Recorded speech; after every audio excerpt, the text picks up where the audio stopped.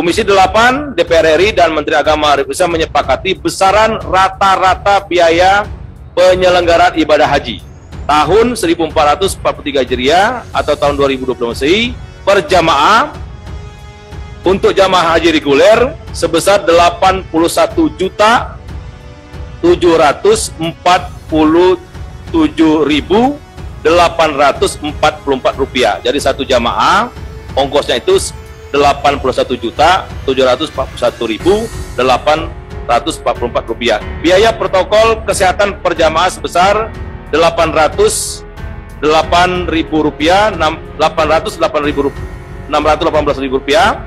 Tidak ada rencana pengeluaran biaya untuk PCR di Arab Saudi pada saat kepulangan jamaah, dan biaya PCR dalam negeri dibebankan kepada anggaran pusat kesehatan haji. Jadi PCR biaya kesehatan juga tidak dibebankan kepada calon jamaah haji. Ini angka asumsi, namun begitu ya.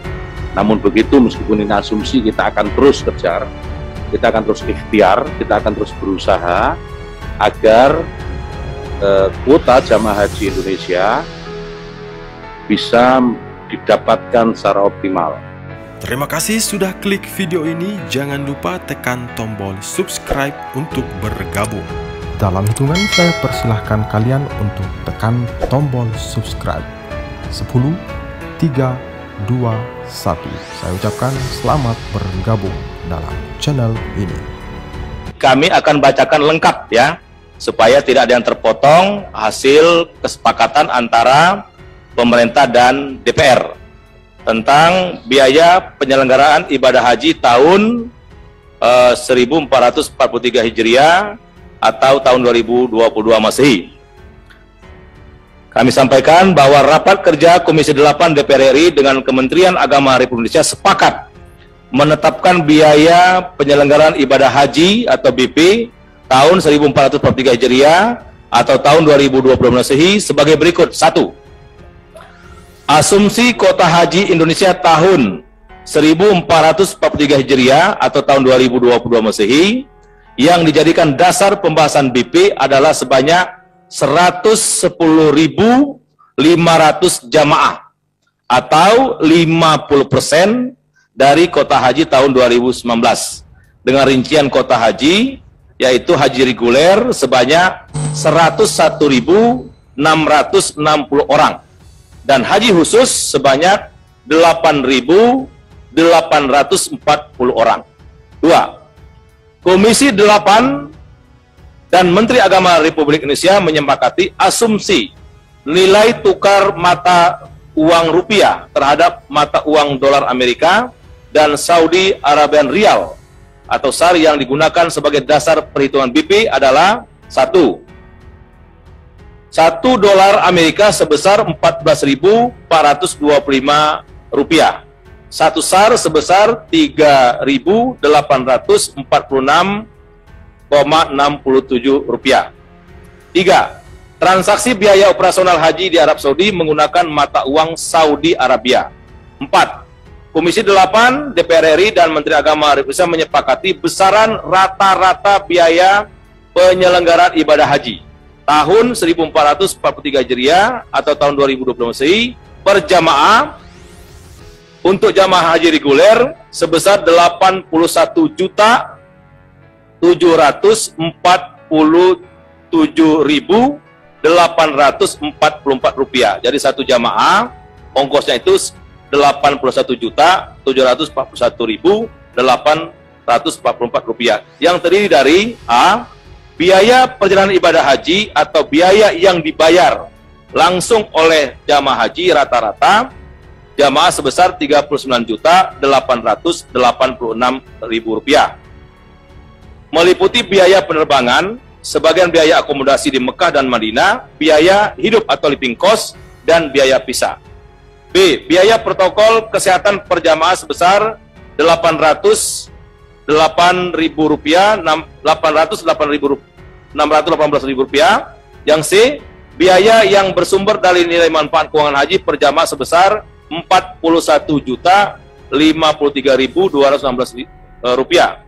Dengan biaya protokol kesehatan dan pengurangan nilai manfaat tersebut di atas, maka secara keseluruhan beban nilai manfaat sebesar 4.228.422.095.519 rupiah, meliputi komponen biaya penyelenggaraan ibadah haji di Arab Saudi dan komponen biaya penyelenggaraan ibadah haji di dalam negeri. 5. Ini yang penting kami sampaikan kepada seluruh rakyat Indonesia, khususnya para calon jamaah. Komisi 8 DPR RI dan Menteri Agama Republik Indonesia menyepakati bahwa dengan besaran BP sebagaimana diuraikan pada angka 4 tadi, yaitu sebesar Rp39.886.000, maka tambahan biaya jamaah haji lunas tunda tahun 1441 Hijriah atau 2020 Masih tidak dibebankan kepada jamaah, tetapi dibebankan kepada alokasi virtual account. Jadi calon jamaah haji tidak akan menambahkan setoran Rp1 pun kepada BPK atau kepada Kementerian Agama. 6. Alokasi virtual account jamaah lunas tunda sampai dengan Juni 2022 adalah rata-rata 4,69 juta per jamaah, menjadi sumber pelunasan BP 2022 dengan catatan pengelolaan setoran lunas pada tahun 2021 dan 2022 dilakukan oleh BPKH sesuai dengan ketentuan dalam keputusan Kementerian Agama atau KMA nomor 494 tahun 2020 diktum kedua huruf B dan C.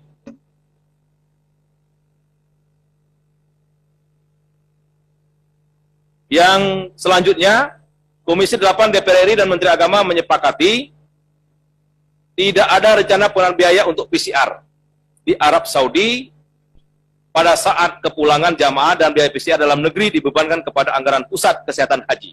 Jadi PCR, biaya kesehatan juga tidak dibebankan kepada calon jamaah haji. Kemudian Komisi 8 DPR RI dan Menteri Agama Republik Indonesia menyepakati untuk memaksimalkan pelayanan kepada jamaah haji tahun 1443 Hijriah dengan melakukan peningkatan volume makan jamaah haji. Ini juga hal yang baru. Tahun-tahun sebelumnya hanya 2 kali per hari, sekarang dari 2 kali menjadi 3 kali per hari makannya. Jadi di Madinah dan Mekah kita tingkatkan dari 2 kali sehari menjadi 3 kali sehari.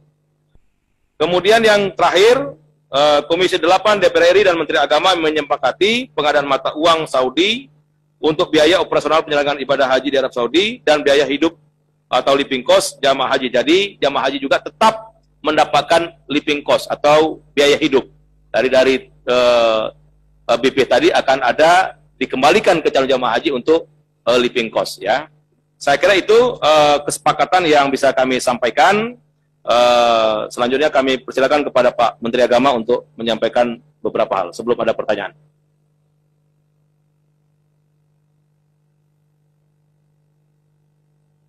Ya, kawan-kawan media yang saya cintai.